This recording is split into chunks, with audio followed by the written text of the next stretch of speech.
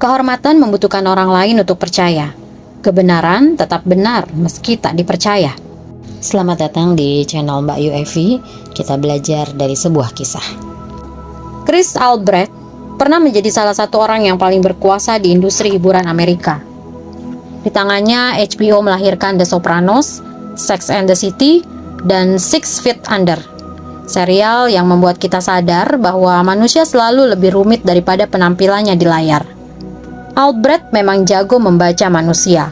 Serial-serial HBO dipenuhi tokoh yang punya rahasia, membuat kesalahan, berbohong, lalu berusaha hidup seolah semuanya baik-baik saja.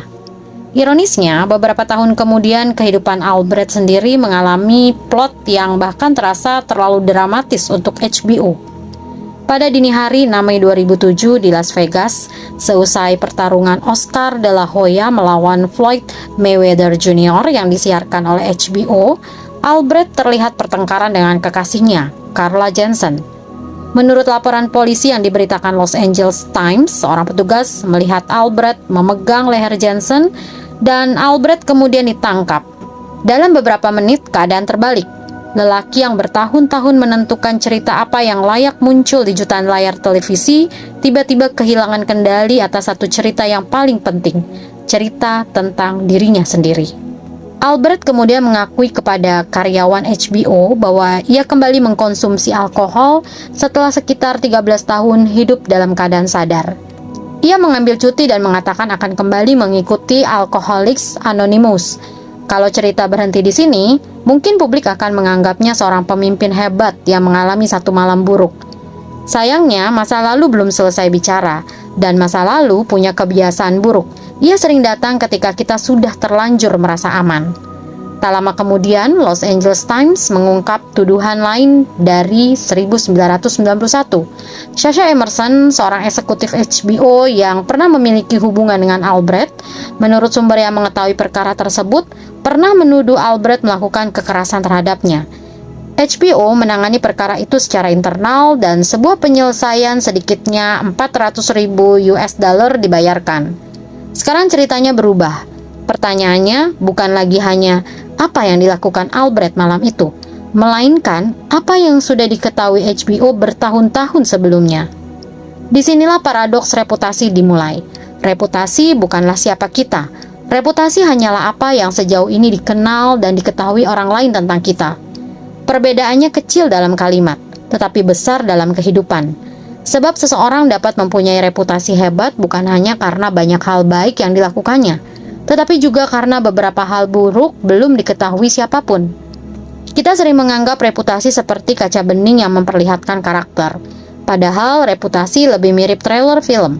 Bagian terbaik ditampilkan, sementara adegan yang merusak pemasaran biasanya tidak ikut masuk. Menariknya, prestasi Albrecht tidak lenyap ketika skandal tersebut terungkap. The Sopranos tetap hebat. Sex and the City tetap memiliki penggemar dan kontribusinya terhadap HBO tidak tiba-tiba terhapus. Yang berubah adalah cara publik membaca semuanya. Satu fakta baru tidak perlu mengubah masa lalu, ia cukup mengubah arti seluruh masa lalu. Tetapi paradoks ini bukan hanya milik Albrecht, ia juga milik perusahaan yang senang mengubah pemimpinnya menjadi selebritas. Ketika CEO sukses, perusahaan dengan senang hati memasang wajahnya di sampul majalah, panggung konferensi, dan wawancara televisi. Sang CEO bukan lagi sekedar pegawai, ia menjadi cerita, simbol, bahkan alasan mengapa orang mempercayai perusahaan. Masalah muncul ketika cerita itu retak. Tiba-tiba perusahaan tergoda mengatakan bahwa pelaku sang CEO adalah urusan pribadi. Nah, sebentar, kalau perusahaan mau menikmati wajah CEO ketika masuk sampul majalah, perusahaan juga harus siap ketika wajah yang sama masuk halaman berita kriminal. Kita tidak bisa mengambil upside reputasinya lalu pura-pura tidak kenal ketika downside-nya datang. Semakin besar seorang pemimpin dijadikan aset reputasi, semakin besar pula ia menjadi resiko reputasi. Beberapa hari kemudian, ia mengajukan no contest atas misdemeanor battery dalam perkara Las Vegas dan menerima hukuman penjara yang ditangguhkan, masa percobaan, denda, serta konseling kekerasan domestik. Namun, muncul paradoks lain yang lebih dingin. Reputasi seseorang manusia dapat runtuh tanpa membuat nilai sebuah perusahaan ikut runtuh. Masyarakat bertanya, seberapa buruk perbuatannya? Investor cenderung bertanya, seberapa besar dampaknya terhadap bisnis? Itulah perbedaan sederhana antara moralitas dan materialitas. Pasar tidak selalu menghukum dosa pasar, terutama menghukum konsekuensi ekonomi dari dosa tersebut. Hukum pun menghadapi dilema serupa. Kalau setiap keburukan pribadi CEO harus diumumkan, laporan perusahaan bisa berubah menjadi tabloid. Tetapi kalau semuanya disebut urusan pribadi, perusahaan mendapat tirai yang terlalu nyaman untuk menyembunyikan resiko. Abril dan Olazabal tahun 2010 membahas persoalan ini melalui konsep celebrity CEO.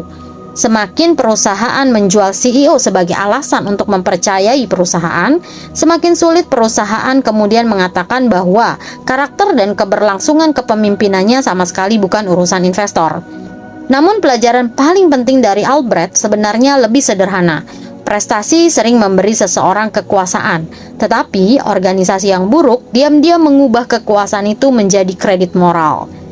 Kita mengenal logikanya. Ya, dia memang bermasalah, tapi lihat hasil kerjanya. Kalimat tersebut terdengar pragmatis sampai kita sadar bahwa perusahaan sedang menciptakan dua buku aturan. Satu untuk manusia biasa, satu lagi untuk mereka yang dianggap terlalu berharga untuk dihukum. Karena itu, ada satu pertanyaan sederhana untuk menguji budaya perusahaan. Kalau yang melakukan hal yang sama adalah pegawai biasa, apakah perusahaan akan memberikan toleransi yang sama? Jika jawabannya tidak, masalahnya sudah bukan Albrecht, CEO, atau satu malam buruk di Las Vegas. Masalahnya adalah budaya. Dan disinilah cerita Albrecht akhirnya menjadi cerita tentang kita. Kita semua memiliki layar kecil tempat kita memproyeksikan versi terbaik diri. CV, LinkedIn, Instagram, prestasi, bahkan pencapaian sehari-hari. Tidak ada yang salah dengan itu. Yang berbahaya adalah ketika kita mulai mengira apa yang terlihat di layar adalah seluruh manusia.